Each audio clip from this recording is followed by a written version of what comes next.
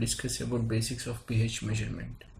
So by definition, pH is defined as the hydrogen ion activity in a solution, and the range of pH varies from 0 to 14, and 0 to 7 is acidic region, and 7 to 14 is the base region, and 7 is neutral. And if you see on the right side the compound versus pH value, the sulfuric acid, which is highly acidic, is having a pH of 0.3, and sodium hydroxide, which is highly base, is having a pH of 14.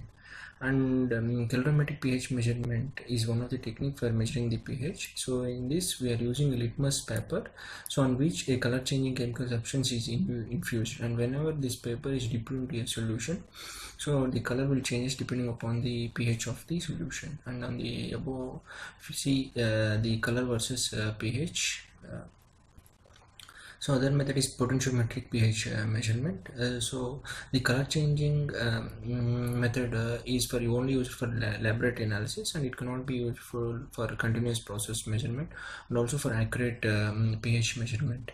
In that cases, so the pH sensitive electrodes are used. So whenever this pH sensitive electrode is inserted into an aqueous solution, so an EMF is generated that is proportional to the pH value, that is hydrogen ion concentration of that solution. So the measuring electrode is used for measuring the pH. In this, a buffer solution of 10 power minus 7 molar concentration is filled into this measuring electrode. So whenever this electrode is dipped into a solution, so an EMF is generated.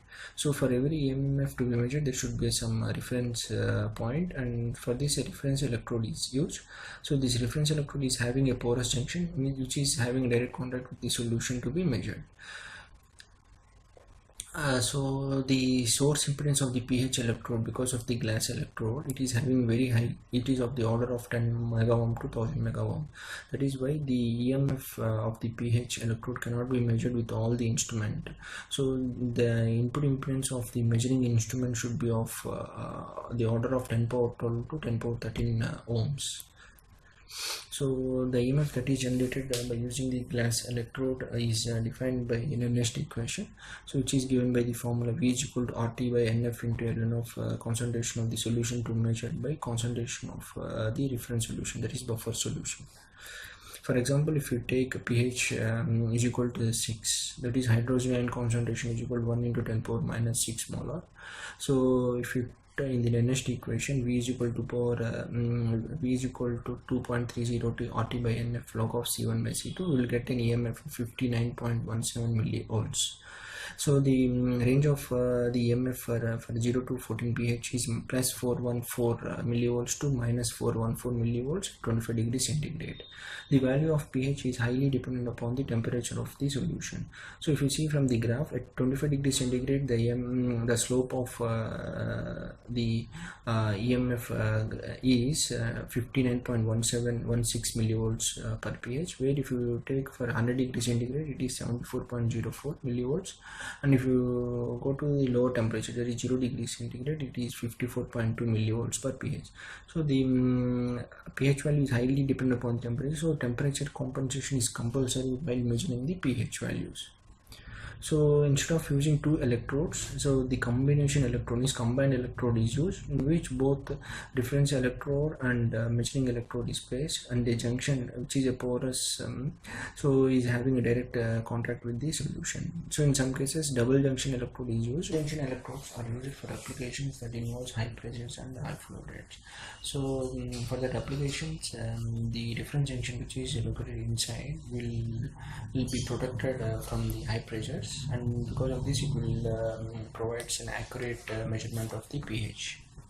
So if we have a closer look on the electrode, so it consists of a silicate framework of lithium ions, and whenever this glass surface is immersed into a solution, so the thin solvated layer is formed on the glass surface, and this is the layer that is responsible for the ions, hydrogen ions that is present in the solution to be exchanged with the ions in the glass. So the thickness of this hydrated layer will plays a vital role in determining the response time. So the larger the thickness, larger the response time. So that's why whenever the electrode is not in use, it should be immersed in a suitable electrolyte. And this electrolyte will also ensure a suitable hydrated layer at the initial condition. So because of this, the reproducibility of the pH values will be good. So the thickness of the hydrated layer is very important because it will affect both the response time and also the reproducibility of the pH values.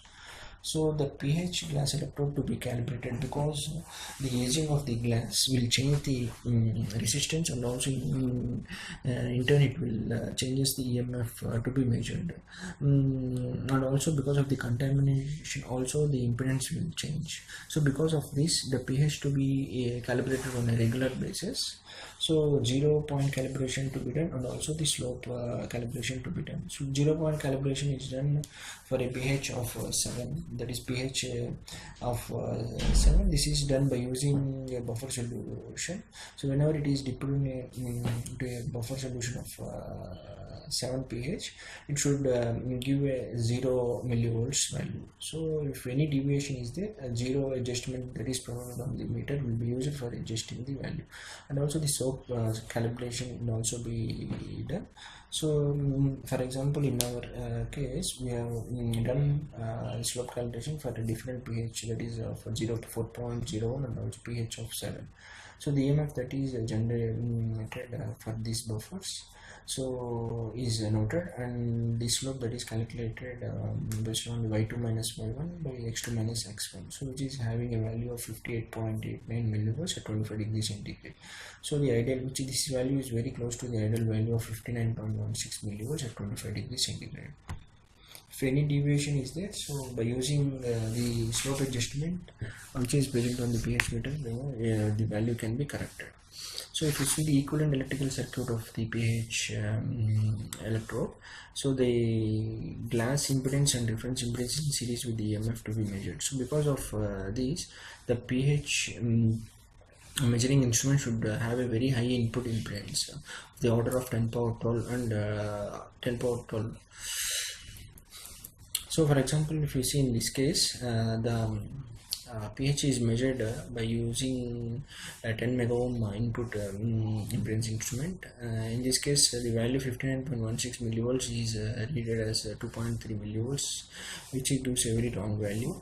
So on same value 59.16 millivolts, if we measured with 1 tera ohm input impedance instrument, it will show very accurate value of 59.16. So the input impedance of the instrument plays a vital role in measuring the pH of the solution. Another thing should be considered is cable capacitance. The cable, because of the cable capacitance and also large source impedance, so this will increases the time constant and also the response time. Suppose for example, if we take a 100 feet length of RG 58U coaxial cable, which is having a cable capacitance of 28.5 picofarad per feet, so the time constant is gets 22.85 seconds, and for a first order it will take around 5 time constant to reach and stay within the 1% of the final. It will take around 14.25 seconds, which is very large time to eliminate this. So the output in should be of very low. This is achieved by using a voltage follower, which is having a very high input impedance and very low output impedance. So this is a simple circuit for measuring the pH. So the temperature compensation is provided by using LM35 temperature sensor, and for converting the bipolar EMF signal of the pH meter, so a reference is of 1.024 volts is used, and an offset is generated of 15.512 millivolts, and this is added to the actual EMF value. So the bipolar signal is converted to unipolar signal, which will helpful in signal conditioning, further signal conditioning of the pH value. Thank you for watching my video.